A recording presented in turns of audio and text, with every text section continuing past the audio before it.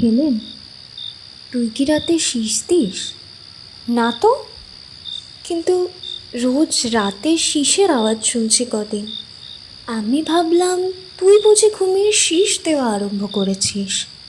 ধুর, আমি কেন দেব? ওই পাজি বেদগুলোর কাণ্ড নিশ্চয়ই। তাহলে তো তুইও শুনতে পেতিস। লন থেকে শীষ দিলে তো তোরও কানে যাওয়া উচিত। তোর মতো পাতলা ঘুম তো নয় আমার।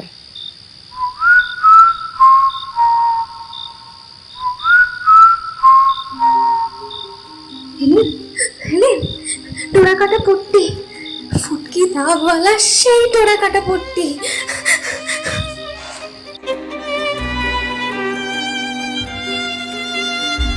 স্যার আর্থার কোনান ডয়েল, জন্ম 22শে মে 1859 সালে স্কটল্যান্ডের রাজধানী এডিনবরাতে।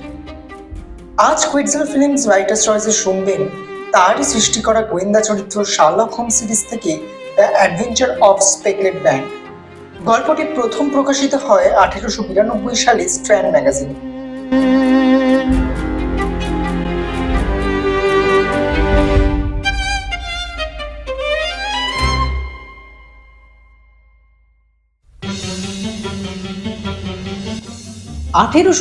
সালের এপ্রিল তখন সবে শুরু হয়েছে। সাত সকালে ঘুম ভেঙে গেল। অবাক হয়ে দেখলাম আমাকে ঠেলে তুলছে স্বয়ং শার্লক হোমস। অথচ চিরকালই বেলা পর্যন্ত ঘুমানোর ওর অভ্যেস। ওয়াটসন মক্কেল এসেছেন। এত সকালে যখন বাড়ি শুদ্ধ সবাইকে জাগিয়েছেন তখন বুঝতে হবে কেসটা ইন্টারেস্টিং। তরুণী মক্কেল, তোমাকে তাই না ডেকে পারলাম না।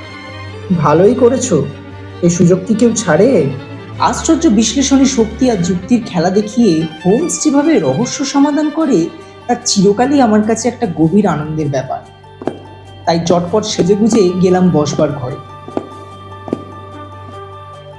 আমাদের দেখে উঠে দাঁড়ালেন একজন মহিলা, মুখটা কালো উন্নায় ঢাকা। প্রসন্ন কণ্ঠে হোমস বলল, আমার নাম শার্লক হোমস। ইনি আমার প্রাণের বন্ধু ওয়াটসন, সহযোগীও বটে। এর সামনেই সব কথা বলতে পারেন। আপনি বরং আগুনের পাশে বসুন, শীতে কাঁপছেন দেখছি। শীতে নয় মিস্টার হোমস, আমি ভয়ে কাঁপছি। বলেই মুখ থেকে ওড়না সরালেন মেয়েটি। দেখলাম সত্যি উদ্বেগ আতঙ্কে মুখখানা ফ্যাকাশে হয়ে গেছে, চোখে ভয় তোরাসে চাউনি। বয়স 30-এর নিচে, অকালে চুল পেকেছে। পা থেকে মাথা পর্যন্ত পিচ্ছিল্য চাউনি বুলিয়ে নিয়ে হোমস অভয় দিয়ে বলল, ভয় কি, ঠিক হয়ে যাবে। সকালের ট্রেনে এলেন?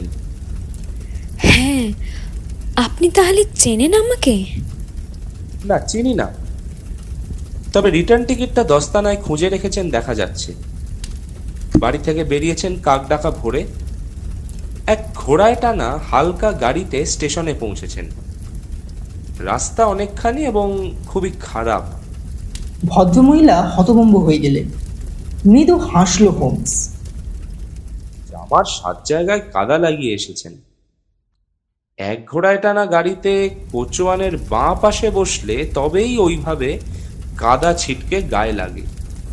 ঠিক ধরেছেন, সত্যি বাড়ি থেকে বেরিয়েছি 6টার আগে। মিস্টার হোমস, এই অবস্থা বেশি দিন চললে আমি নির্ঘাত পাগল হয়ে যাব। আমাকে বাঁচান। এই মুহূর্তে হয়তো টাকা করে দিতে পারবো না আমি আপনাকে, কিন্তু 2-1 মাসের মধ্যেই আমার বিয়ে হয়ে যাবে। আমার টাকা তখন আমারই হাতে আসবে। আপনার সমস্ত পাওনা আমি মিটিয়ে দেব। আপনার সমস্যাটা বলুন। সমস্যাটা সৃষ্টি হয়েছে কতগুলো ধোঁয়াটে ব্যাপারের জন্যে। ভীষণ ঘাবড়ে গিয়েছি। একমাত্র একজনই এখন আমাকে উচিত পরামর্শ দিতে পারতেন এই পরিস্থিতিতে, কিন্তু তিনিও খুব একটা পাত্তা দিচ্ছেন না। ভাবছেন সবটাই মন গড়া ব্যাপার। ভয় পেয়ে হয়তো উল্টো পাল্টা ভাবছি, মেয়েলি কল্পনা। আপনার কাছে ছুটে এসেছি ঠিক এই কারণে। বেশ তো, বলুন না। আমার নাম হেলেন স্টোনার। স্টকমোরনের রয়্যালেট ফ্যামিলির শেষ বংশধর আমার বাবা। এককালে এই বংশের প্রতাপ ছিল, টাকার জোরও ছিল। এখন 200 বছরের বাড়িটা আর কয়েক একর জমি ছাড়া কিছুই নেই। আমার সৎ বাবা এই বংশের শেষ পুরুষ। উনি ভাগ্য ফেরানোর জন্যে কলকাতায় যান, ডাক্তারি করে যথেষ্ট রোজগার করেন।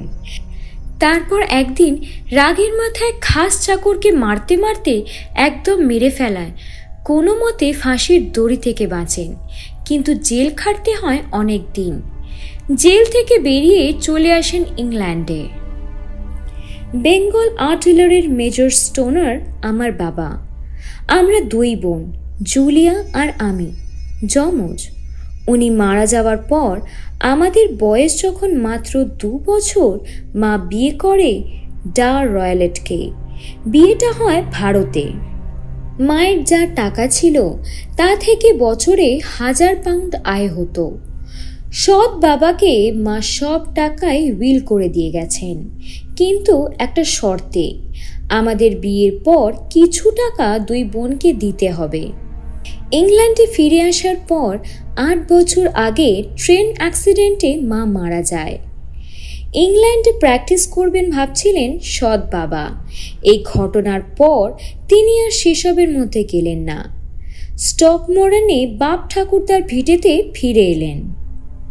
প্রতিবেশীরা তখন খুব খুশি হয়েছিল, কিন্তু 2 দিন যেতে না যেতে সৎ বাবার ছায়াও মারাতে ছেড়ে দিল। কারণ তার বদমেজাজ, বাড়ি থেকে বেরোতেন না, কারোর সঙ্গে মিশতেন না। বংশের আদিপুরুষের মতো এমনি রাগটা ছিল। কয়েকদিন গরম দেশে কাজ করার ফলে মেজাজটা আরও তিরিক্ষে হয়ে গেছে। কয়েকটা ঝামেলা পুলিশ কোর্ট পর্যন্ত গিয়েছিল। এই সেদিন গায়ের কামারকে পাঁচিলের ওপর থেকে ছুঁড়ে ফেলে দিয়েছিলেন নদীর জলে। গায়ে তার আসরিক শক্তি। মেলামেশা করেন যাযাবর বেদেদের সঙ্গে। নিজের কাটা জমিতে তাদের থাকতে দেন, নিজেও মাঝে মাঝে তাদের তাঁবুতে গিয়ে থাকেন, ওদের সঙ্গে ঘুরে বেড়ান। ভারতবর্ষের জন্তু জানোয়ার পুষতে ভালোবাসেন। একটা চিতাবাঘ আর বেবুন তো নিজেই বাগানে ছেড়ে রেখেছেন। তল্লাটে তাই কেউই আমাদের ত্রিসীমানায় আসতে চায় না। কোনো চাকর বাকরও বাড়িতে থাকতে চায় না। আমরা 2 বোনই সব কাজ করেছি। জুলিয়া মারা যায় 30 বছর বয়সে। আমার মতো তারও চুলে পাক ধরেছিল মৃত্যুকালে। বোন মারা গেছেন 2 বছর আগে। বুঝতেই পারছেন, এই অবস্থায় কেউই আমরা সুখে ছিলাম না। কোথাও বেরোতেও পারতাম না, মাসির কাছে যাওয়া ছাড়া। মাসি বিয়ে থা করেননি, থাকতো হরতে। সেখানেই গিয়ে থাকতাম মাঝে মাঝে। 2 বছর আগে বড়দিনের সময় সেখানেই নৌ দপ্তরে এক আধা মাইনের রিটায়ার্ড মেজরের সঙ্গে জুলিয়ার বিয়ে ঠিক হয়। স্টকমোরানে ফিরে আসার পর সৎ বাবা বিয়ের কথা শুনেও কোনো আপত্তি করেননি। দিন কয়েক পরেই, মানে বিয়ের ঠিক 15 দিন আগে, একটা লোমহর্ষক ঘটনা ঘটল। মারা গেল জুলিয়া। এতক্ষণ চোখ বুজে শুনছিল হোমস। এবার অর্ধনিমিলিত চোখে বলল, সমস্ত বলবেন? নিশ্চয়ই বলবো। সেই ভয়ঙ্কর রাতের কোনো কথাই এই জীবনে ভুলতে পারবো না আর। স্টকমোরানের জমিদার ভবন প্রায় 200 বছর পুরনো। পুরো বাড়ির অবস্থায় পৌঁছেছে। একটা অংশে কোনো মতে থাকা যায়। শোয়ার ঘরগুলো একতলায়। একটা বারান্দার পাশে পাশাপাশি 3টে শোয়ার ঘর। 3টে ঘরেরই জানলার পাশে ঘাস ছোঁয়া লন। প্রথম ঘরটা সৎ বাবার, দ্বিতীয়টা জুলিয়ার, আর তৃতীয়টা আমার। এক ঘর থেকে আর এক ঘরে যাওয়ার দরজা নেই, কিন্তু সব ঘরে যাওয়ার দরজাই একটা, বারান্দার। বসার ঘরটা বাড়ির মাঝের অংশে। ভয়ঙ্কর সেই রাতে সৎ বাবা একটু তাড়াতাড়ি শুতে গেলেন। ঘরে গিয়ে কড়া চুরুট খেতে লাগলেন, ভারতীয় চুরুট। নিজের ঘরে বসে সেই গন্ধে টিকতে না পেরে জুলিয়া এলো আমার ঘরে। আসন্ন বিয়ের সম্বন্ধে একটু গল্পগুজব করার পর 11টা নাগাদ উঠে দাঁড়ালো নিজের ঘরে যাওয়ার জন্যে। তারপর বলল, হেলেন, তুই কি রাতে শীষ দিস? আমি বললাম, না তো। কিন্তু রোজ রাতে শীষের আওয়াজ শুনছি কদিন। আমি ভাবলাম তুই বুঝি ঘুমিয়ে শীষ দেওয়া আরম্ভ করেছিস। ধুর, আমি কেন দেব? ওই পাজি বেদগুলোর কাণ্ড নিশ্চয়ই। তাহলে তো তুইও শুনতে পেতিস। লন থেকে শীষ দিলে তো তোরও কানে যাওয়া উচিত।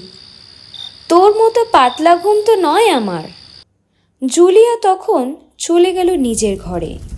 ভেতর থেকে দরজায় তালা দেওয়ার আওয়াজ পেলাম।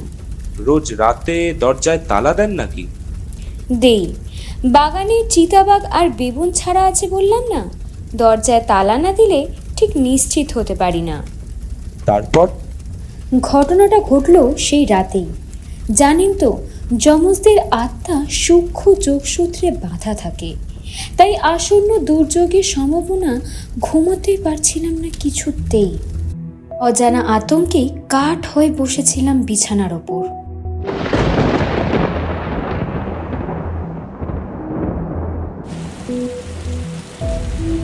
বাইরে ঝড়ের হুঙ্কার, জানলায় বৃষ্টির ঝাপটা শুনছি আর শুনছি। আচমকা ঝড়বাদলের এই মাতামাতির মধ্যেই শুনলাম নারী কণ্ঠের এক ভয়ঙ্কর চিৎকার। ভীষণ আতঙ্কে চেঁচিয়ে উঠেছে আমার বোন। গলা শুনেই বুঝলাম। তড়াক করে বিছানা থেকে নেমে গায়ে শাল জড়িয়ে ছুটে গেলাম করিডোরে। দরজা যখন খুলছি তখন যেন একটা চাপা শীষের শব্দ কানে ভেসে এলো, ঠিক যেমনটি আমার বোন বলেছিল, অবিকল সেরকম। তার কয়েক মুহূর্ত পরে ঝনঝন ঝনাত করে আওয়াজ কানে ভেসে এলো, যেন ধাতুর কিছু পড়ে গেল। করিডোর দিয়ে ছুটতে ছুটতে দেখলাম আস্তে আস্তে কবজার ওপর খুঁড়ে যাচ্ছে বোনের ঘরের দরজা। আতঙ্কে কাঠ হয়ে চাইলাম সেই দিকে, না জানি কি বেরিয়ে আসবে ঘর থেকে। বারান্দার আলোয় কিন্তু দেখলাম আমার বোনই বেরিয়ে এলো ঘর থেকে। ভয়ে কাঠ হয়ে গিয়েছে মুখ, দু হাত সামনে বাড়িয়ে হামা আঁকড়াবার চেষ্টা করছে, মাতালের মতো সারা শরীর দুলছে। দৌড়ে গিয়ে জড়িয়ে ধরলাম। ঠিক তখনই ওর হাঁটু আর ভার সইতে পারল না, লুটিয়ে পড়ল মাটিতে। এমনভাবে বাকসাত খেতে লাগলো যেন ভীষণ যন্ত্রণায় ছিঁড়ে যাচ্ছিল শরীরটা। প্রথমে ভাবলাম আমাকে বুঝি চিনতে পারছে না, তারপরে আচমকা যন্ত্রণার ভাঙা গলায় ভীষণ চিৎকার করে বলল, টোরা কাটা পট্টি, ফুটকি দাগওয়ালা সেই টোরা কাটা পট্টি। আরও কিছু বলতে যাচ্ছিল, আঙ্গুল তুলে ডাক্তারের ঘরের দিকেও দেখিয়েছিল, কিন্তু যন্ত্রণার নতুন তাড়াশে সিটিয়ে যেতে মুখটা আর কোনো কথা বেরোলো না। আমি ছুটতে গিয়ে তাড়াতাড়ি ডাকলাম সৎ বাবাকে। ড্রেসিং গাউন গায়ে হন্তদন্ত হয়ে উনি বেরিয়ে এলেন ঘর থেকে। বোনের পাশে এসে যখন পৌঁছলেন তখন তার আর জ্ঞান নেই। তাড়াতাড়ি গলায় ব্র্যান্ডি ঢেলে দিল, গা থেকে ওষুধপত্রের ব্যবস্থাও করলেন, কিন্তু কিছুতেই আর কিছু হলো না। জুলিয়া আর জ্ঞান ফিরল না। জীবন শক্তি ক্ষীণ হয়ে এলো একটু একটু করে, মারা গেল অজ্ঞান অবস্থায়। ভয়াবহভাবে শেষ হয়ে গেল আমার প্রাণের বোন। এক সেকেন্ড, ধাতব আওয়াজ আর শীষ দেওয়ার শব্দটা ঠিক শুনেছেন তো? যেমন ঝড়জলের আওয়াজ হচ্ছিল তাতে ভুল শোনা বিচিত্র নয়। ভুল শুনেছি বলেই আমার বিশ্বাস। সেকেলে বাড়ি তো হাজার রকম ক্যাঁচকোচ আওয়াজ হয় ঝড়ের রাতে। জুলিয়ার পরনে কি পোশাক ছিল? শোয়ার পোশাক, বাঁ হাতে দেশলাই আর ডান হাতে একটা পোড়া কাঠি। গুরুত্বপূর্ণ পয়েন্ট। সর্বনাশের মুহূর্তে দেশলাই জ্বালিয়ে উনি দেখেছিলেন। করোনার কি বলেন? অনেক তদন্ত করেও তিনি মৃত্যুর ঠিক কারণ বার করতে পারেননি। রয়্যালের বদনাম তো কম নয়, কুখ্যাত হয়ে গেছিলেন গোটা তল্লাটে। আমার সাক্ষ্য থেকে জানা গেছে দরজা ভেতর থেকে বন্ধ ছিল। সেকেলে খড়খাড়ি আর লোহার মোটা গড়াদালা জানলাও ভিতর থেকে বন্ধ ছিল। দেওয়াল নিরেট, মেঝেও নিরেট। চওড়া চিমনির মুখ 4টি শিক দিয়ে বন্ধ। সোজা কথায় মারা যাওয়ার সময় জুলিয়া একাই ছিল। তাছাড়া ওর শরীরে জোর জবরদস্তির কোনো দাগ বা চিহ্ন পাওয়া যায়নি। বিষ দেওয়া হয়েছিল কিনা দেখা হয়েছে? ডাক্তাররা দেখেছেন, বিষ পায়নি। মৃত্যুর কারণটা তাহলে আঁচ করতে পারেন? সাংঘাতিক ভয়তে স্নায়ুতে চোট পেয়ে গেছে বলে আমার বিশ্বাস, কিন্তু ভয়টা পেল কেন সেটাই বুঝতে পারছি না। ডোরা কাটা ফুটকি দাগওয়ালা পট্টিটা কি হতে পারে? জিপসিরা অনেকে ওরকম রুমাল মাথায় বাঁধে, হয়তো প্রলাপ বলেছে। হোমস যে জবাবটা শুনে খুশি হয়নি তা তার মাথা নাড়া দেখেই বুঝলাম। সে বলল, খুবই গভীর জলের ব্যাপার। যাকে আপনি বলে যান। এক এক করে কেটে গেল 2 বছর। মাসখানেক আগে আমার বিয়ের কথা পাকা হলো। সৎ বাবা কোনো আপত্তি করেননি। দিন 2 আগে বাড়ির পশ্চিম দিকে মেরামতের কাজ শুরু হলো। আমার শোয়ার ঘরের দেওয়ালও ফুটো করা হলো। বাধ্য হয়ে বোনের ঘরে এসে শুলাম রাতে। বোনের খাটে শুতে হলো নিরুপায় হয়ে। আমার মানসিক অবস্থা তখন কীরকম অনুমান করে নিন। একদম ঘুমোতে পারছি না, কেবল এপাশ ওপাশ করছি। গভীর রাতে আচমকা শুনতে পেলাম সেই শীষের আওয়াজ, যে শীষ শুনেছিলাম জুলিয়ার মারা যাবার রাতে। আতঙ্কে উঠে নেমে পড়লাম খাট থেকে। সারা রাত জেগে কাটিয়ে দিলাম। ভোর রাতে চুপি চুপি বাড়ি থেকে বেরিয়ে পড়লাম। সোজা এসেছি আপনার কাছে। ভালোই করেছেন, কিন্তু মিস স্টোনার, আপনি তো সব কথা খুলে বলেননি। সৎ বাবার অনেক কীর্তি আপনি চেপে গেছেন। বলেই হেলেন স্টোনারের কবজির ওপর থেকে জামার কাপড় সরিয়ে দিল হোমস। দেখলাম 5 আঙুলে স্পষ্ট কালশিটের দাগ। জানোয়ারের মতো ব্যবহার করা হয়েছে আপনার সাথে, তাই না? লজ্জায় মুখ লাল হয়ে গেল মেয়েটি। তাড়াতাড়ি কবজি ঢেকে বলল, গায়ে আসরিক জোর তো খেয়াল থাকে না। কিছুক্ষণ সব চুপচাপ। তন্ময় হয়ে আগুনের দিকে চেয়ে রইল হোমস। তারপর বলল, ব্যাপারটা খুবই রহস্যজনক। হাতে সময়ও বেশি নেই। আজই আপনাদের বাড়িটা পরীক্ষা করে দেখতে চাই, কিন্তু সৎ বাবা যেন জানতে না পারেন। সম্ভব হবে? হ্যাঁ, হবে। উনি আজকে শহরে আসবেন জানি। তাহলে ওই কথাই রইল। বিকেল নাগাদ আমরা 2 বন্ধু আপনার বাড়ি যাচ্ছি। মিস স্টোনার চলে যাওয়ার পর হোমস বলল, ওয়াটসন, কি বুঝলে? দিশা পাচ্ছি না। জুলিয়া মারা যাওয়ার সময় তো ঘরে কেউ ছিল না। তাহলে তাহলে মরবার সময় ডোরা কাটা ফুটকি দাগওয়ালা পট্টির কথা বলে গেল কেন? নই বা শীষের শব্দ শোনা যেত রাতে? আমার মাথায় আসছে না ভাই। ভায়া, ঘটনাগুলো পরপর সাজিয়েই দেখো না। প্রথমেই ধরে নাও সৎ মেয়ের বিয়ে আটকালে ডাক্তারের আর্থিক লাভ রয়েছে। তারপরেই দেখো ভদ্রলোকের সঙ্গে জিপসিদের দহরম মহরম এবং রাত্রে শীষের আওয়াজ।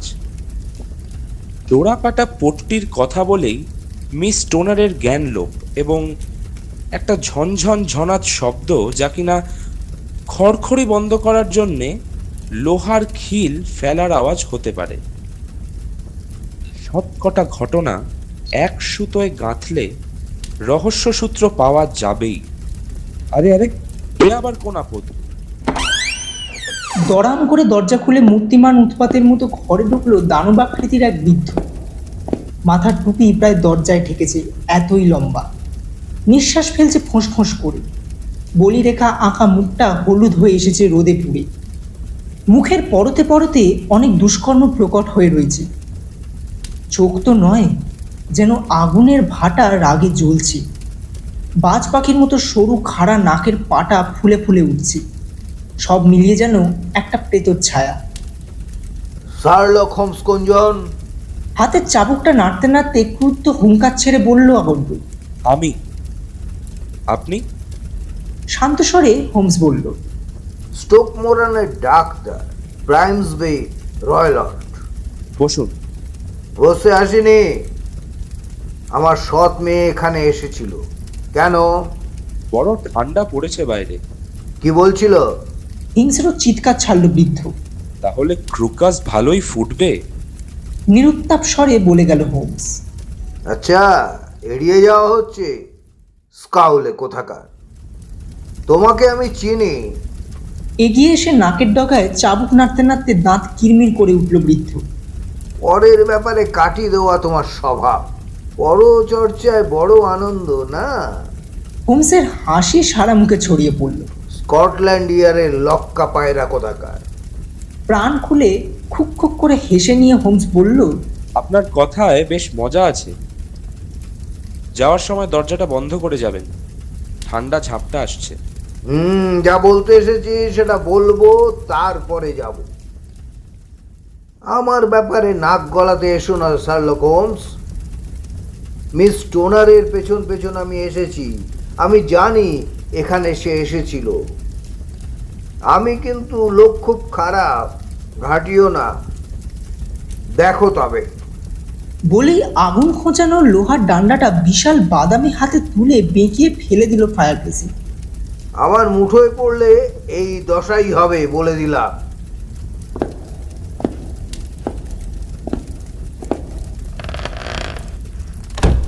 দংষ্ট্রাস সহ জিঘাংসাকে প্রকট করে তুলে হন হন করে ঘর থেকে বেরিয়ে গেল অসুর আকৃতি।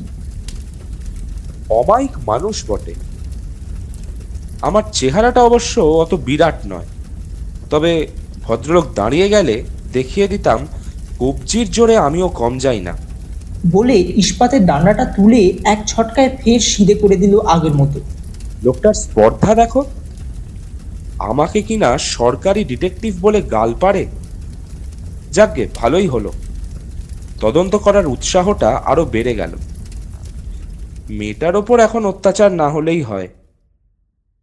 ওয়াটসন, প্রাতরাশ খেয়ে নেওয়া যাক, তারপর আমি আবার একটু বেরোবো খোঁজ খবর নিতে।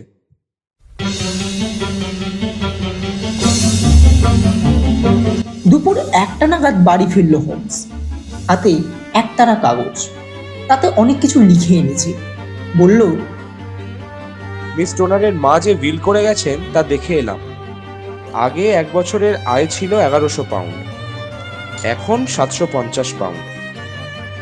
বিয়ে হলে প্রত্যেক মেয়ে বছরে পাবে 250 পাউন্ড, অর্থাৎ 2 মেয়েই পাত্রস্থ হলে ভদ্রলোকের ভরে থাকে মা ভবানী। নাও হে ওয়াটসন, এবার ওঠো। কলের কাজটা বৃথা যায়নি, এবার শুরু হোক বিকেলের কাজ। সঙ্গে রিভলভারটা নিও। যে লোক কথায় কথায় লোহার ডান্ডা বাঁকায়, তার সঙ্গে রিভলভার নিয়ে কথা বলাই ভালো।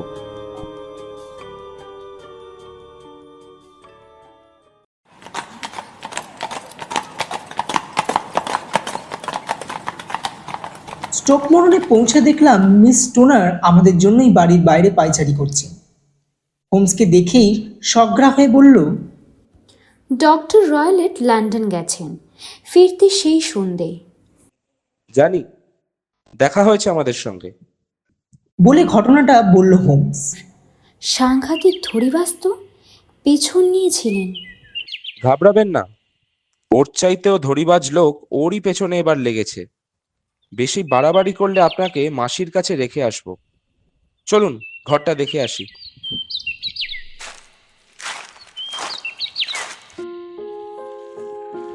সুপ্রাচীন প্রাসাদের প্রায় সবটাই পোড়ো পোড়া অবস্থা। একদিকে বাস উপযোগী একটা অংশে রাজমিস্ত্রির কাজ চলছে, ভাড়া বাঁধা, কিন্তু মিস্ত্রি নেই। একটা বারান্দার ওপর পাশাপাশি 3টে ঘর। শেষের ঘরটায় দেয়াল ভাঙা। হোমস সে ঘরটায় গেলই না। যে ঘরে মিস টোনার রাত কাটিয়েছেন সেই ঘরের লনের দিককার জানলার লেন্স দিয়ে পরীক্ষা করলো অনেকক্ষণ। ভেতর থেকে হুড়কো দিয়ে খড়খড়ি আটকানোর পর বাইরে থেকে অনেক চেষ্টা করেও খুলতে পারল না। হোমস বলল, মিস টোনার, আপনার শোবার ঘরটা মেরামত না করলেই কি চলছিল না? কোনো দরকারই ছিল না। আমার তো মনে হয় ওই অছিলায় উনি আমাকে মাঝের ঘরে সরিয়েছেন। তাহলে চলুন ঘরের ভেতরে গিয়ে দেখা যাক।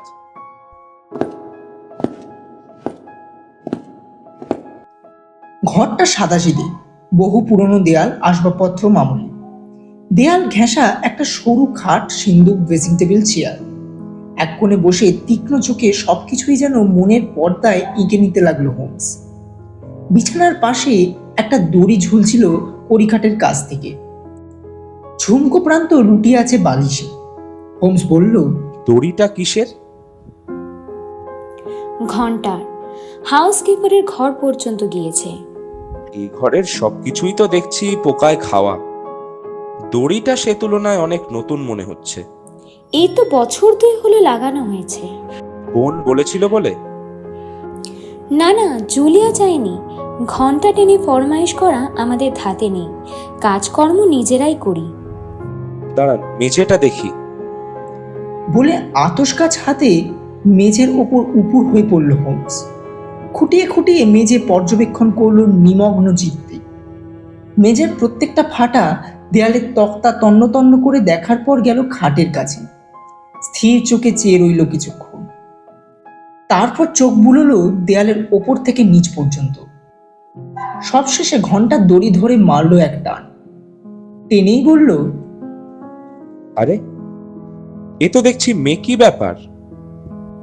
বাজছে না বুঝি? বাজবে কি করে? তারের সঙ্গে বাঁধা থাকলে তো। ইন্টারেস্টিং ব্যাপার দেখছি। নিজেই দেখুন না, হাওয়া যাতায়াতের ঘুলঘুলির ঠিক ওপরে হুকের সঙ্গে বাঁধা রয়েছে দড়িটা। এ কি অদ্ভুত ব্যাপার, লক্ষ্যই করিনি এতদিন। অদ্ভুত বলে অদ্ভুত, আশ্চর্য ব্যাপার আরো আছে এ ঘরে।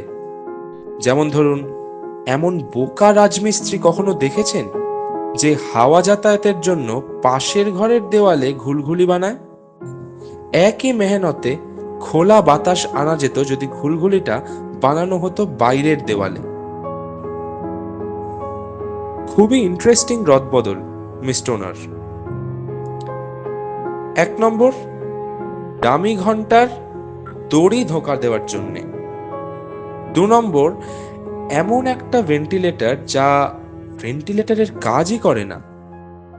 এবার পাশের ঘর নিয়ে রিসার্চ করা যাক। ডক্টর গ্রাইমসবি রয়্যালিটির ঘরখানা একটু বড়, কিন্তু আসবাবপত্র একই রকমের সাদাসিধে।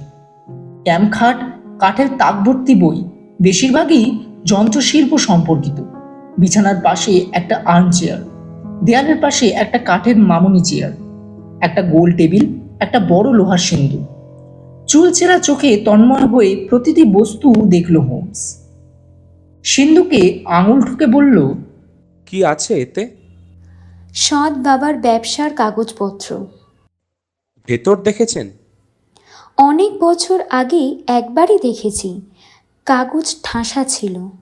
ভেতরে বেড়াল টেরাল নেই তো? ভারী অদ্ভুত কথা বললেন তো। এই জন্যে বললাম। ডালার ওপর এক ডিশ দুধ দেখিয়ে বলল হোমস। বেড়াল নেই, তবে চিতা আর বেবুন আছে। তা বটে, চিতা আছে, বিড়ালেরই জাত, কিন্তু দুধে তার রুচি নেই। বলতে বলতে কাঠের চেয়ারটার সামনে হাঁটু গেড়ে বসে চেয়ারখানা পর্যবেক্ষণ করলো মন প্রাণ ঢেলে।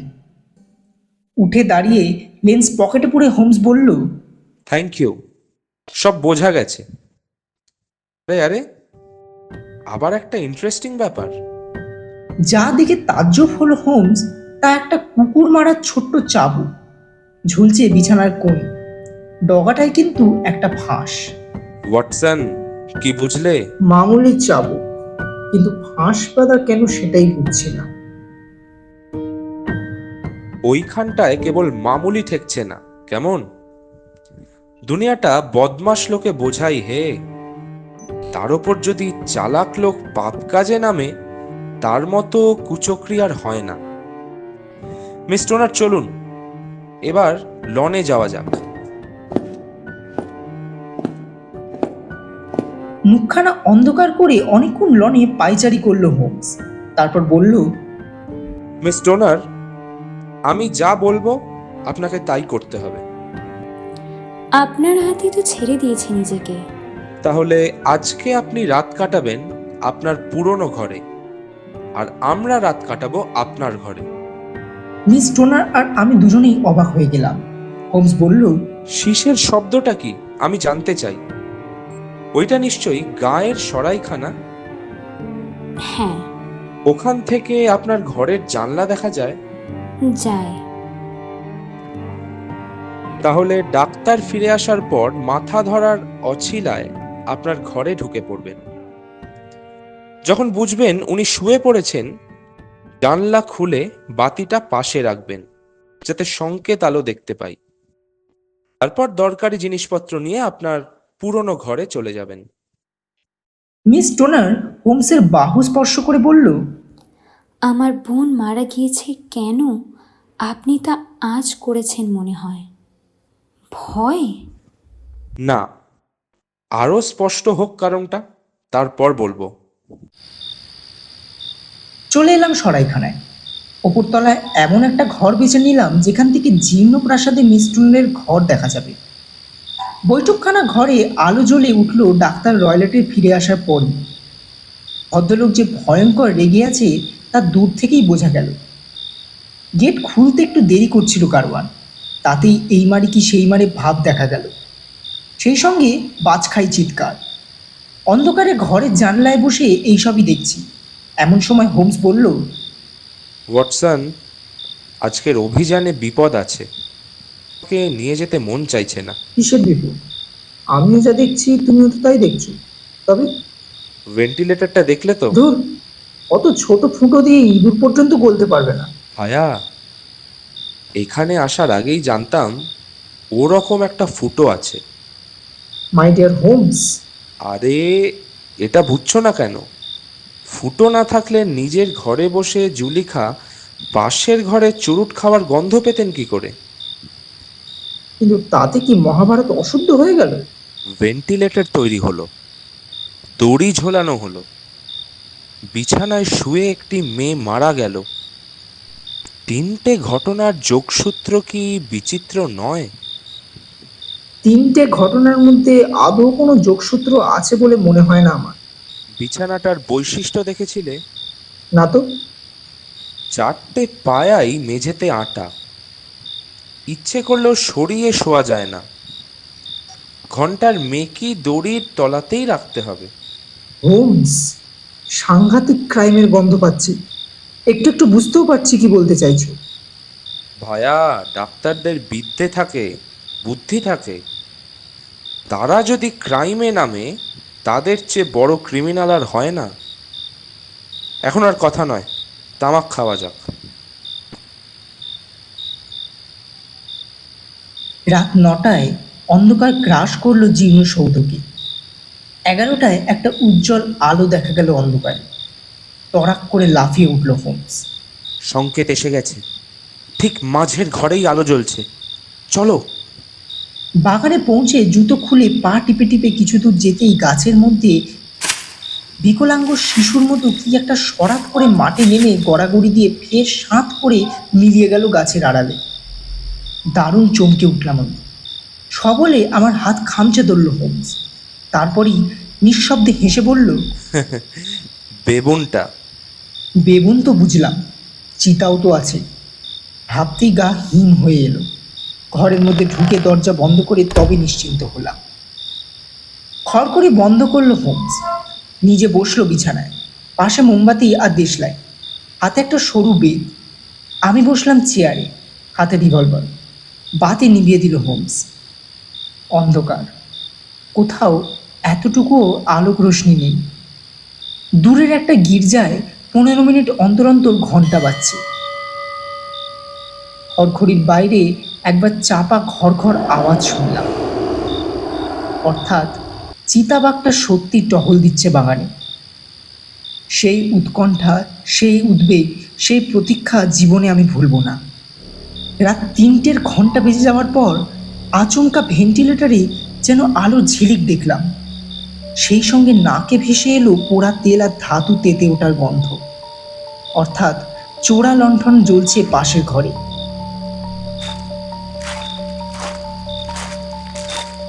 হাঁটাচলার মৃদু শব্দও কানে ভেসে এলো। তারপর আধ ঘন্টা আর কোনো শব্দ নেই। পোড়া গন্ধটা কিন্তু বেড়েই চলেছে। এর ঠিক পরেই একটা নতুন শব্দ শুনলাম। শোঁ শোঁ করে একা নাগারে যেন স্টিম বেরিয়ে যাচ্ছে কেটলি থেকে। শব্দটা কানে যেতেই হোমস বিছানা থেকে ছিটকে ফস করে দেশলাই ঘষে সপাং সপাং করে বেত হাঁকিয়ে চলল দড়িটার উপর। সেই সঙ্গে চেঁচাতে লাগলো আতঙ্ক বিহুবল কণ্ঠে, ওয়াটসন দেখেছ? ওয়াটসন দেখেছ? কি দেখবো আমি? হঠাৎ আলো জ্বালানোয় চোখ ধাঁধিয়ে গেছিল, কিন্তু একটা চাপা শীষের শব্দ ভেসে এলো কানে। তারপরই ওইভাবে পাগলের মতো বেত মারা।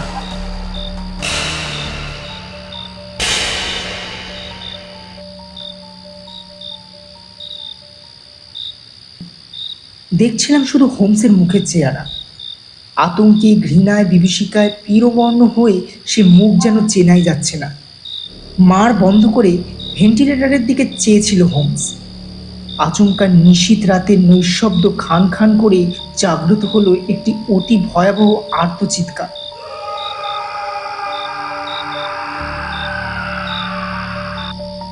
জীবনে এমন রক্ত জমানো মরণ হাহাকার আমি শুনিনি। ক্রমশ পারদ বাড়তে লাগলো চিৎকারে। আত্রিব যন্ত্রণা, নিঃসীম আতঙ্ক আর অপরিসীম ক্রোধ মিলেমিশে একাকার হয়ে গেল সব শেষের বুক ফাটা চিৎকারের মধ্যে। লোমহর্ষক সেই চিৎকার শুনে নাকি গাঁয়ের সবাই বিছানায় উঠে বসেছিল। গাঁয়ের বাইরেও অনেকের ঘুম ভেঙে গেছিল। অবর্ণনীয় সেই চিৎকার সাপের মতো পেঁচিয়ে পেঁচিয়ে অবশ করে তুলল আমাদের। চিত্ত ফ্যাল করে মুখ চাওয়াচাওয়ি করলাম আমি আর হোমস। আস্তে আস্তে প্রতিধ্বনির শেষ রেশ মিলিয়ে গেল দূর থেকে দূরে। আবার টুটি টেপার নৈশব্দ চেপে বসলো নিশীথ রাতের বুকে। বললাম, এই আবার কি? সব শেষ। পিস্তল নাও, চলো ডক্টর রয়্যাল্টের ঘরে। গম্ভীর মুখে বাতি জ্বাললো হোমস। করিডোরে বেরিয়ে দুবার ধাক্কা মারল দরজায়, কিন্তু সাড়া এলো না। তখন হ্যান্ডেল ঘুরিয়ে ঢুকলো ভেতরে। ঠিক পেছনে উদ্যত পিস্তল হাতে আমি। দেখলাম এক অসাধারণ দৃশ্য। দেখলাম টেবিলের উপর জ্বলছে একটা আধার লণ্ঠন, শাটারটা অর্ধেক খোলা। তীর্যক্ষ রশ্মিরেখা গিয়ে পড়েছে পাল্লা সিন্দুকের ওপর। টেবিলের পাশেই চেয়ারে বসে ডক্টর গ্রাইমসবি রয়্যাল্ট। পরনে ধূসর লম্বা ড্রেসিং গাউন, নগ্ন গোড়ালি দেখা যাচ্ছে তলার দিকে, পায়ে লাল তুর্কি চটি। বিকেলবেলা ফসপালা যে চাবুকটা দেখে অবাক হয়েছিলাম, কোলের ওপর রয়েছে সেই চাবুকখানি। চিবুক ওপরে তোলা, ভয়াবহ আড়ষ্ট চাউনি নিবদ্ধ কড়িকাঠের দিকে। কপাল ঘিরে একটা অদ্ভুত হলদে পট্টি, ছিটছিট বাদামি দাগ দেওয়া ডোরাকাটা পট্টি। খুব আঁট করে যেন মাথায় বেড় দিয়ে রয়েছে বিচিত্র সেই পট্টি। আমরা ঘরে ঢুকলাম। ডাক্তার কিন্তু নড়লেন না, কথাও বললেন না। এক পা এগিয়েছিলাম আমি। সরসর করে খুলতে লাগলো বেড়, এবং চুলের মধ্যে থেকে বেরিয়ে এলো চ্যাপ্টার মিতনের মতো একটা মাথা। ঘাড় মোটা, গা ঘিনঘিনে একটা সরীসৃপ।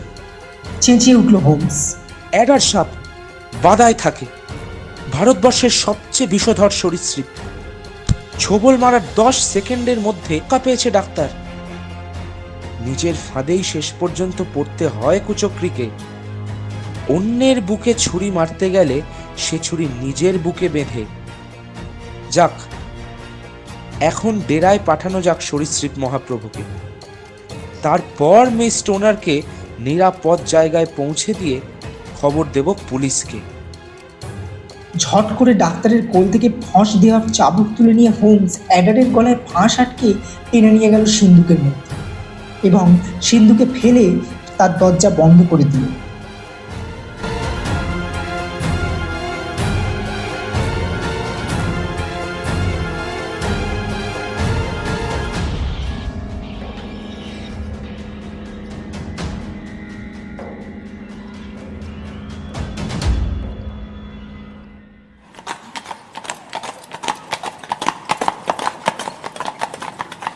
পরের দিন বাড়ি ফেরার পথে হোমস যা বলল তা হচ্ছে এই,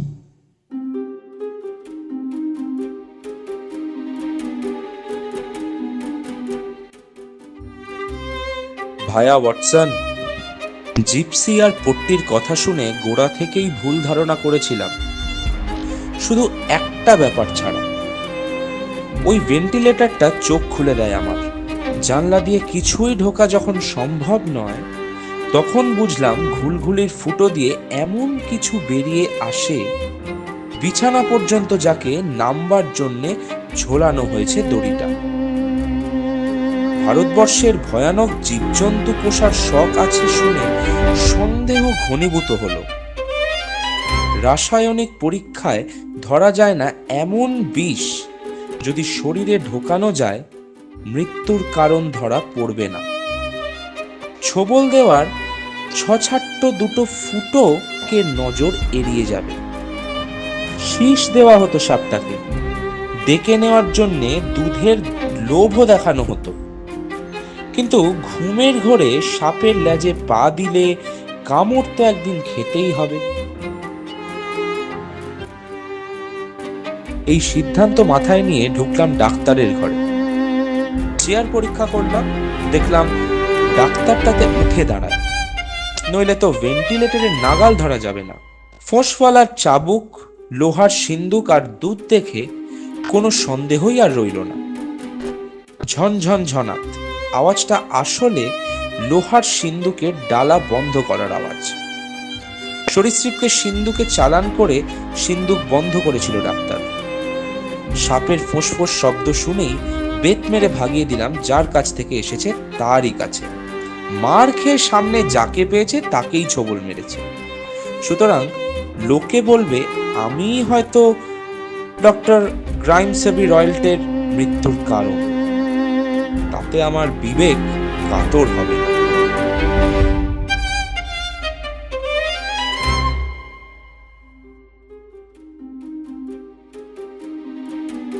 শুনছিলেন স্যার আর্থার কোনান ডয়েল রচিত শার্লক হোমস কাহিনী দ্য অ্যাডভেঞ্চার অফ স্পেকলেট ব্যাগ। গল্প পাঠ ও ডক্টর ওয়াটসনের ভূমিকায় শৌক্তিক দেব, শার্লক হোমসের ভূমিকায় শোভিত ব্যানার্জি, মিস হেলেন স্টোনারের ভূমিকায় সৈনী ব্যানার্জি, জুলিয়ার ভূমিকায় স্নেহা পল, ডক্টর রয়লেটের ভূমিকায় Shri Bijoy Kumar Basu, sound design, edit ও পর্ব পরিচালনায় শৌক্তিক দেব, পোস্টার ডিজাইন স্বাগত বাসু। আমরা আরও একটি রোমাঞ্চকর গল্প নিয়ে ফিরে আসবো খুবই শীঘ্রই। অসংখ্য ধন্যবাদ আমাদের সঙ্গে থাকার জন্য।